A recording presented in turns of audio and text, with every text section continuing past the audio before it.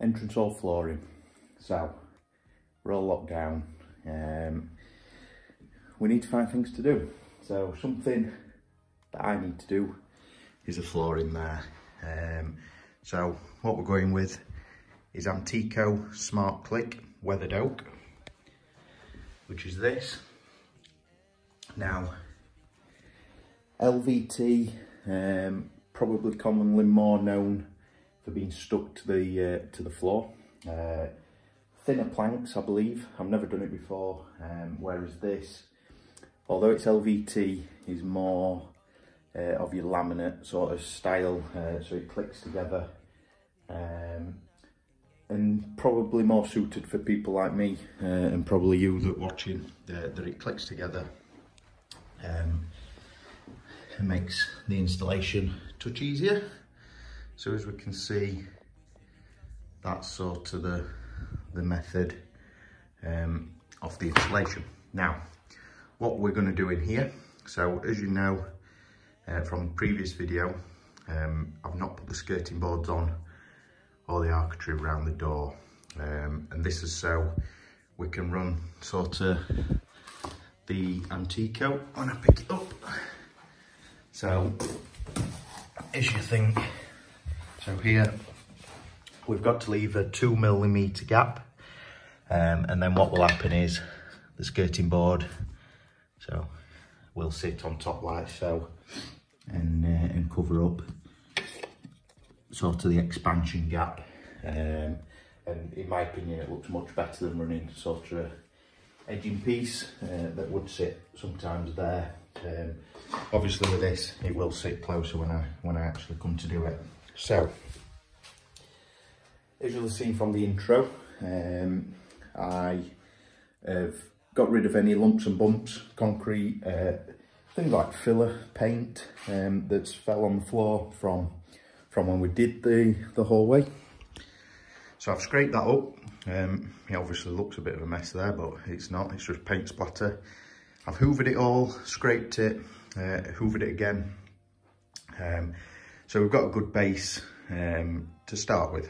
So what the plan of attack with the floor is the Amtico Smart Click comes with an underlay built in, and I believe a moisture barrier which is created by the mechanism that clicks it together or holds it together. But what I'm going to do, this is an old floor, 10, 12 years old, so I'm going to put some Smart Click underlay on, which is that stuff there. It's 1mm thick. I've never used it again, as this is the first time I've ever done this. And really just to flatten out even more. I have tried the Smart Click on the floor and it feels pretty good, but we'll put that on underneath. And my main reason being is this section here, so just put my flip-flops on. So this is where the wall used to be, and the transition between this floor and that floor does slowly go away. And then we've got the sort of edging bit, which I've tried to smooth out with the scraper. But obviously, if we add another layer, it's only 1mm thick, as you can imagine, 1mm, something like that. And I think that'll just help with the transition, but also take any minor imperfections out. Now, I've not read this with Amtico, but another brand, I can't remember what it were, when I was looking on the internet, they actually void your warranty by using underlay. Now, given this is only 2 square meters or oh no, it might be more, maybe more 4.5 square meters. I'm not overly concerned. If I void warranty, I don't think I've got any anyway, because I'm fitting it. So we can give it a go with the underlay, see what it's like, and I think it'll raise it enough just so the transition between carpet as well, there won't be a drastic drop. And then over there, we're only going to this corner, is going to be the entrance matting. So yeah, I think we're ready to go. First job is to mark the floor. So what I want to do is take my sample piece of skirting board. I'm just going to put it round each corner, mark where that's going to go to roughly, and then I can use that as a guide as to the minimum I need to cut the flooring. So we'll do that. We need a 2mm expansion gap all the way around. I haven't got any spaces, but I'm going to make some out of some wood that I've got in the garage. But to be fair, I've not got much to mark it against under there. So that'll be floating. So I can use that corner as a reference, and same sort of there. And then obviously that edge is to the bottom, and so is there and there. So we'll play it by ear, see how we get on. Now, my understanding is the only tools you need really is a Stanley knife and the puller bar being that. So we'll see if that's suitable. And then the other thing I need is some door bars. So I obviously can't get them at the moment given the situation. So what my plan of attack is, I will cut this carpet off, but the doors are going this side of the opening. So I'm just going to put the Amtico as far up as I can, and then we can trim and cut at a later date when I do get the door bars available. And then at the same time I think I'll order and get the entrance matting so that can go down as well. So yeah, it's going to be more of a time-lapse. I don't think it's a tutorial. It can't be. I've never done it before. So yeah, I'll just time-lapse it, and I'll just talk you through a few bits as and when I come across them, and we'll take it from there. See how we get on.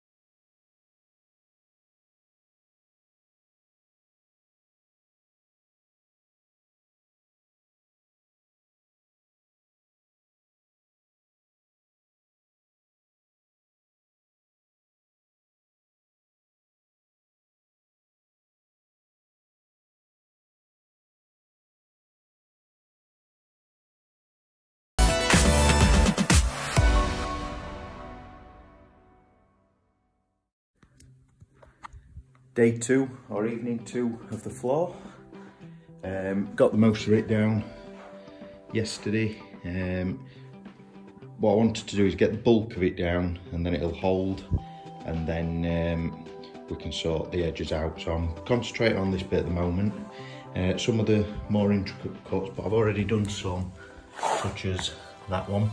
Now that'll be on show, so which is why I wanted it to be as tight up as I can.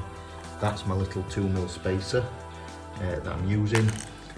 All this obviously will be behind skating board. So I'm in the doorway at the moment. I've cut a few pieces for that length. Now that's going to take full width, so don't have to worry about cutting it long ways. So I thought I'd take you on the process of what I'm doing to cut this. So as we can see, the doorway's opening's wider. We've got full plank there. So what I've done is I've just measured the gap and marked this at the sort of worst case, longest width. I'll always cut it longer, so I can trim a bit off to make it fit. Then what we've got to do, so I'll go and do that now, and actually I'll go and cut it, and then we'll show you the next process. Very dark and dingy garage, glasses on, safety first. This thing has been an absolute godsend for this job. I didn't think it'd come in so handy, but so all we're going to do, cut it and literally just chop it in half, and then we'll take it from there, and I will take it back in and I'll show you how I'm going to get where to cut around the edges. There'll be one there and one there that just need a little intricate cut. So I'll get this chopped, and then we'll head back into the hallway. Right, so pieces cut, as you can see there. Now here, I've got a little obstacle around this sort of bit, so we need to cut it around there. Now, two options, I believe. First thing I could do is sort of line it up there and just mark off from there. and then measure the depth and sort of slide it in. The other option is to line it perfectly up with the board underneath. So we're in line with this one. Let's see if we can do it. There, and then as you can see, there's a line there, just as long as they're sort of matching and it's all square. Let's see if I can do it. Then what you want to do is take another piece, put it on there, right up to the point of where you need to cut. Then what that's going to do is give you your point on here just to mark down. So all I'll do is just grab that quickly. So there, we've got us first point. Now the other method then, or the next way, spin this around, put that up to the end of how, and then that's going to give us the amount and the angle that we need to cut it to. But this needs to be very neat because obviously this will be on show, this bit. I think I'm going to put some trim along there, don't know what yet because of how the door is, but we'll assess that after. But yeah, so just going to mark it along there, and then I'll try it up, make sure it's all right, and then give it a cut. Obviously always mark, measure twice, cut once. That's what we need to do. So I'll double check this, make sure it's all right, and then I'll probably do this by hand rather than the jigsaw. Well, in fact, I might do this with the jigsaw, but I have been cutting a few by hand. So the one down there that you see, cut that by hand, just a little junior hacksaw to do that. So yeah, we'll get this cut and then we'll see how it fits. So it turned out we didn't need to cut down there. Under the frame, it was just blocked by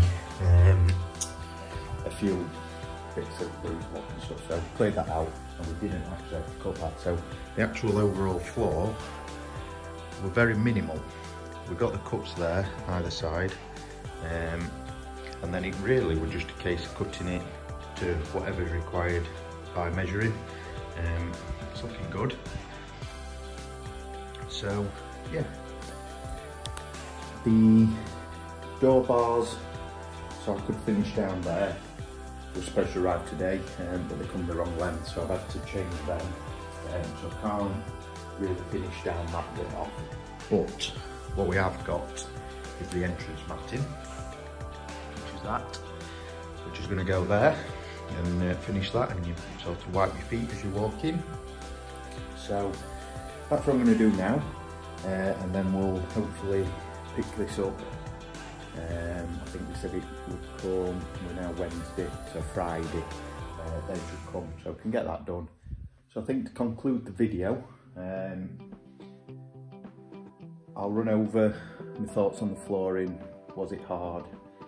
What tools do you need? And would I recommend it? So, starting with the floor itself, very easy to lay, easier than expected, and I think it allows for some element of error as such. Now, with the way I've done it, with the skirting board going on top, it does allow a bit more flexibility with sort of like down here, for instance, where you can just sort of roughly cut. Like here we've got a bit of mortar, so I've just roughly cut round it. I know the skirting board's going to sit on top, as well as the architrave here, and that sort of made it a bit easier. Whether this floor's not complex enough to sort of comment on that, I don't know. But I think the hardest bit for me was probably getting, so when you walk through the door, the lines or the planks are straight. And it's sort of hard to tell and determine. I'm still not 100% at this moment in time that it's right, but we'll see. Putting the entrance matting down will help but yeah, it's very easy. And I think if I could quickly demonstrate, literally put it in an angle like so, and then obviously without the carpet you press it down, and then here you'll have a bit like that normally that you just hammer the next section in, and so on. So ultimately laying the floor is very easy. As I said at the start of the video, underlay, I think it's down to your own preference whether you go for that. I did, and I don't regret it really. I've got a bit down here that's a bit squidgy, hard to tell, excuse the socks. But what I've had to do here is sort of raise it up a bit. So I'll just put one piece under this section. But also what I found is when I add the final row, that is going to pull that back down. So it might be all right. I'll see how it is, and it might just want the sort of transition leveling out a bit, and I think that'll be fine. But I can't do that until the door bar comes, so we'll have to wait for that. So next thought is probably lessons learned on the floor. So I think the only thing for me is one, measure twice, cut once. I've got one piece here, which is that bit, and I don't know the reason why it actually cut shorter, but it will be covered by the door bar under the kitchen, under the toilet door, so that should be all right. Worst case, I don't know if I'll be able to pull that one piece out, we'll see, but it's not hard to take up and just chuck them back down. So that's more my own personal issue. The other thing with the flooring I learnt is when you're putting it together, so obviously it goes in an angle like that, locks together. If you don't, let's see if I can demonstrate it. If you don't push them together and hold them, you're going to get that small gap. But if you can see, if you hold it together, then press down and hammer it against the next one, or be it if this is the start and there's the next one, just make sure it's held right in, and it'll remove that gap that is there if you don't. So like that, for example. So you can just push it and then that disappears. So I think that's probably a lesson learned for me. It's not really affecting me across the board. The pulling tool, which I'll show you in a second, helped once I'd finished it, and when I was halfway as well, I just gave everything a little tap to try and get it all together. And yeah, I think it's come out great. Very happy with it. So there's not much else I can say. A lot easier, I imagine, than the glue down stuff. Yes, the floor needs to be reasonably flat, which I made sure it were, and yeah, I think I'm happy. So we'll go through the tools next, and I'll show you what I've used and where it come in of benefit. So to touch on the tools used, there was more than I expected.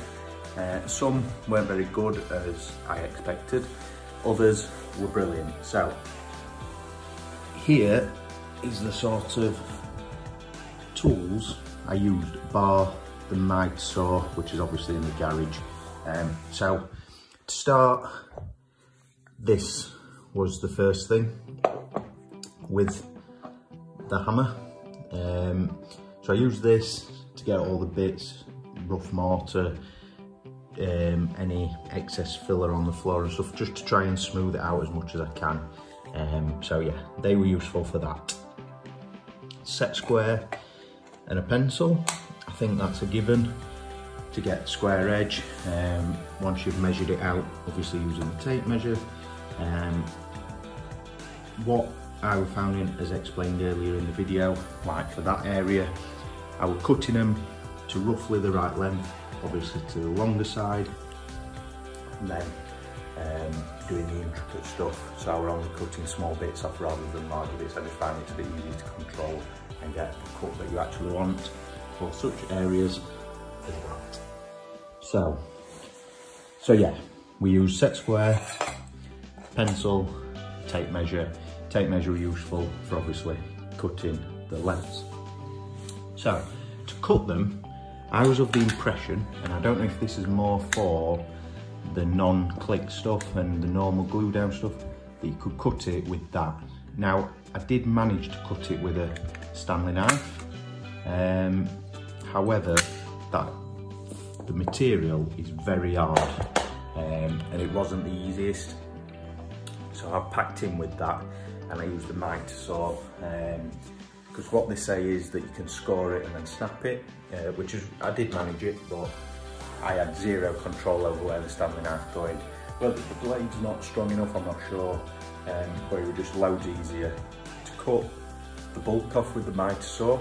I was fortunate that I didn't have long strips to do.